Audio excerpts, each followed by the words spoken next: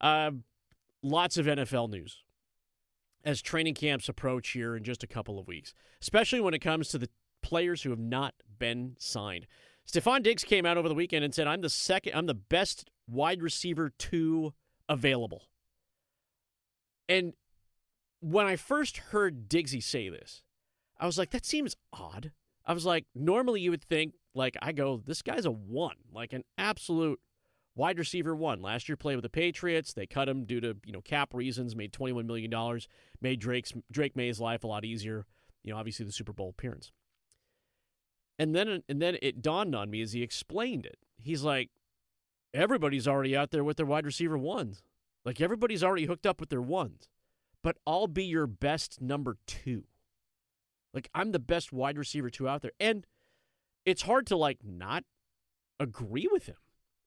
Like, he's coming off 1,000 yards with Drake May. Like, made his job so much easier with the Patriots. And they have where he would land up, again, is anybody's guess. Some have him projected to, it feels like the Commanders are, in the process of trying to get everybody that's a free agent right now based on the needs that they have and trying to get Jaden Daniels back on track. Terry McLaurin and Stephon Diggs. That would be a solid 1-2 punch. So when he said he's a number 2, I was like, okay. And then I started digging. I'm like, who else is still out there that is not signed, that doesn't have a deal? And I always immediately run to Keenan Allen. Keenan Allen, who played with the Chargers last year, kind of Justin Herbert's security blanket that's not a tight end. Like, when you think about security blankets and quarterbacks, we always say, you got to have a great tight end, receiving tight end. Keenan Allen was that guy for Justin Herbert, his entire career with the exception of the 1 year when Allen went to the Bears. And he's still available. And the wide receiver group is young in L.A. We're like, maybe he could run back to the Chargers. But there's another guy that, you talk about possession receivers, and Panthers fans, you went through this bit with Adam Thielen for a long time, where he was pegged as a 1, and he was a 1 because he was the only option. And Allen was that way for the Chargers until Herbert started developing as a quarterback, and it was like, oh goodness gracious, the dude can throw the ball and create instant chemistry with anybody. Also helps that he's dating Madison Beer. I think she's playing at Red Hat here. I think it was this past weekend, maybe? Upcoming weekend? Whatever. Maybe he's coming. Who knows? But Allen's one of those guys that's still floating out there that, again, not a 1 anymore, but a clear option for a number 2. And you think about guys like that might be able to fit, and you look at other dudes that are out there still, like Von Miller's still available. Now, I don't know what kind of price tag he would come for, but I believe Von Miller would be a positive addition to anybody's linebacking core. Even in just kind of third down rushing situations. Would the Panthers have an interest in a guy like that? And I put him out there ahead of, because Jadeveon Clowney, by the way, is still available, and I believe we tried that experiment 2 seasons ago, and it didn't quite work out, even though it was like a homecoming for him. But he can still set the edge for you, a guy like that. But I think about him, I think of Bobby Wagner still doesn't have a spot. And Bobby Wagner is Mr. IQ.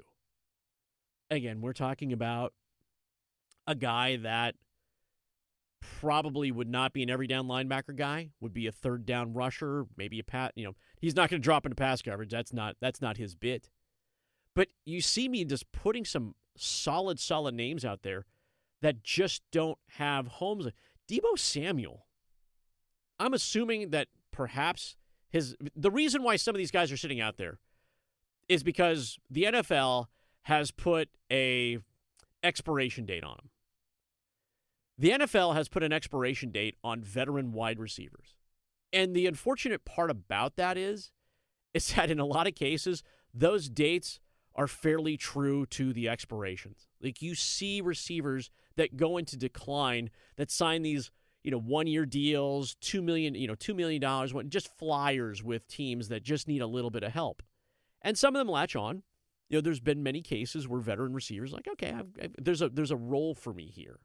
But in a lot of cases, I can pay a younger guy to develop and hope there's some potential, as opposed to the guy who's a 5-time Pro Bowler or has, a ridiculous, yak, yards after catch. But there are these receivers that I've just mentioned, a handful so far, and Deebo Samuel among them, and Brandon Ayuk, I don't know what the heck's going on with that guy.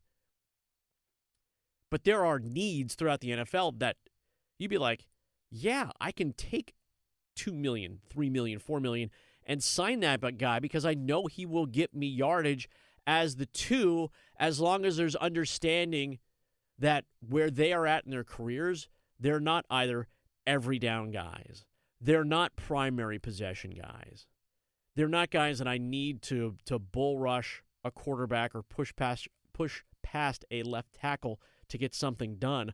I can take them for who they are and as they are and not worry too much about what they can still do. Darren Waller is one of those weird bits for me as a tight end. And a lot has been made of the Carolina Panthers tight end room. And everyone's like, oh, they need to make a trade. They need to go get a whatever that's available to them. Like, Darren Waller's a weird guy. Like, I remember when he was in Las Vegas with the Raiders and he had some personal things because I believe he was dating or married to Kelsey Plum. I think that's who he was married to. And some things just kind of got in his head. He rehabbed his image, signed a big deal there, and just kind of fell flat. And then ends up going to Miami, plays for Mike McDaniels, comes out of retirement to do so, and then scores 6 touchdowns. And I'm like, that's the NFL mold you need from a tight end at this point. Blocking is fine. Blocking tight ends are great, but they're not sexy if you don't have a rusher behind them. So I need someone to catch the football if my room is light. That's the kind of guy that a team could grab on a flyer and go, what we get is what we get, but you know there's still a lot of runway for a guy like that. Yeah. I mean, the Panthers have a kind of an amalgamation of it's all these kind of young guys that can step up at various times. Like Jatavian Sanders at times has shown really good flashes. I think Mitchell Evans was solid in kind of limited run last year. Tommy Tremble, it's kind of the most experienced of those 3, and again has had some good moments as well. But just none of the 3 have really like stuck out and like ascended to really like take control of that starting role. And people definitely would like to see Bryce Young be able to have that kind of safety valve receiving tight end that he can go to. But I think the guy that he's just going to lean on really is Teteroa McMillan. I feel like that's kind of his first read on a lot of plays, and that he kind of fits that safety blanket kind of role that they would like in the receiving game. And then in terms of the wide receiver 2 conversation, do you think maybe they just see like Jalen Coker? Like that's his role. They're paying him the money to be the 2. I think like they're comfortable with that and they want to see him kind of grow into that. So maybe that's why they haven't gone after any of these free agent guys. And that's setting aside the obvious like off-field issues that Stephon Diggs has brought in like the recent years, or like just over like the last year pretty much. And you know, when you talk about a guy like Deebo Samuel too, 30 years old, these guys are getting older. They lose their speed and athleticism advantages that they have over defenses. And when you factor that in versus you have Jalen Coker, who's like 24 years old, something like that.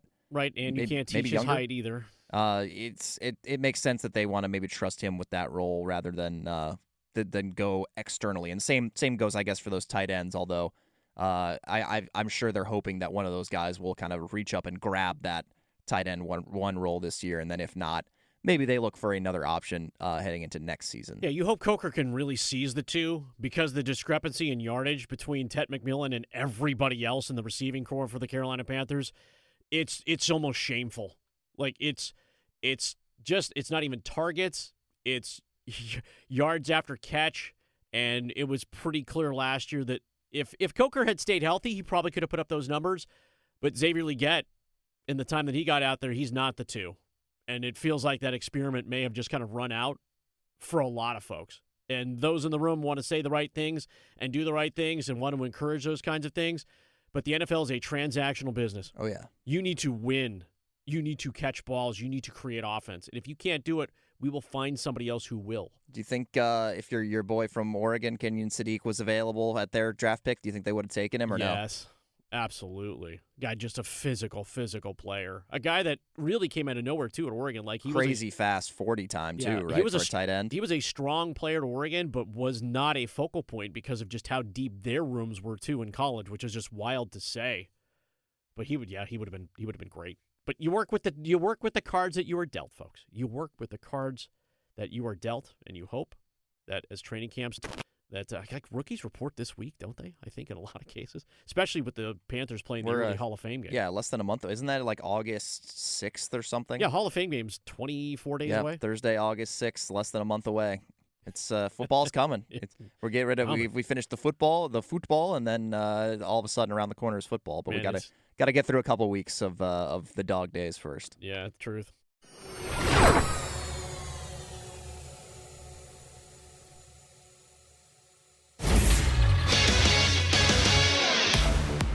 I'm Max Goren with 3 things you need to know right now from 99.9 The Fan.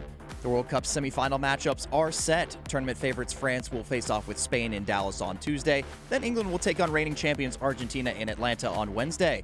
The semifinal winners will meet in the World Cup final at MetLife Stadium on Sunday. World number 1 tennis player Jannik Sinner added another accolade to his already legendary career yesterday, defeating Alexander Zverev in 4 sets to win his 2nd consecutive Wimbledon title. Sinner has now won 5 Grand Slam titles at the age of 24, 3rd most among active male players. After a last-place finish in the first half of the season, the Durham Bulls are in first place in the International League East in the season's second half, heading into the All-Star break on a 3-game winning streak. They will pick up their campaign against the Charlotte Knights at the DBAP on Friday. For all the latest news on your favorite teams, download the 99.9 The Fan app or visit 999thefan.com.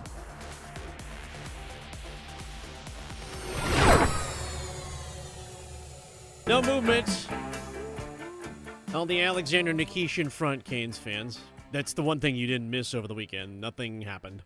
I've refreshed my emails this morning and checked my texts. There's nothing that has happened. But we have learned that the Carolina Hurricanes will be involved in an arbitration hearing. And their arbitration hearing, the set of 15, will start Monday, July the 20th. And there's some big ones that will come along the way in between the 20th and August 1st. The one the Hurricanes will be most dealing with will be Wednesday, July 29th, as Ronan Seeley becomes the first $10 million player for the Carolina Hurricanes. I believe he's asking for 10. The Canes are countering with $850,000. Look, I'm kidding. No disrespect at all to Ronan Seeley, but what does he think he's going to get that he feels the need to go to arbitration? Going to get $1 million. Going to get $1 million. Like he's $1.1 million. I don't know how arbitration works when it comes to like one-way versus two-way contracts. Like maybe he's trying to get a one-way deal so he could maybe better his chances of playing with the big club, but I don't see that happening. Like I figure it's got to be a two-way deal worth like $850,000 or $900,000 a year. I don't see the benefit of arbitration here. But maybe there's more to it. There's more at play than I realize. But I mean, he's a fringe 7th defenseman, maybe more of like an AHL guy with a little bit of potential. I just $10 million. I don't know. $10 million 1 year. $10 million. It's one of the lowest of the totem poles. There were 16 players that went to the elected salary arbitration. One minor deal got done prior to this, so there are 15. It starts July 20th. The 2 biggest ones that are on the schedule come Wednesday the 22nd. Wednesday the 22nd, Philadelphia's got to deal with Trevor Zegras. They have Jamie Drysdale on the 20th. They have 2 players. The Flyers have 2 players, knowing that they're going to go to arbitration at this point. The biggest one is buried on a weekend. Like, we're going to get a deal done on the weekend with Jason Robertson of the Dallas Stars. Jason Robertson of the Dallas Stars in arbitration should command north of $11 to $12 million, I figure, considering he turned down 15 to go to Seattle in a possible trade with the Seattle Kraken prior to the NHL draft a couple weeks ago. He was going to go to Seattle on a long-term deal, $15 million. He said, no, not going to do it. Again, he doesn't have to do anything, but he's elected to go to arbitration.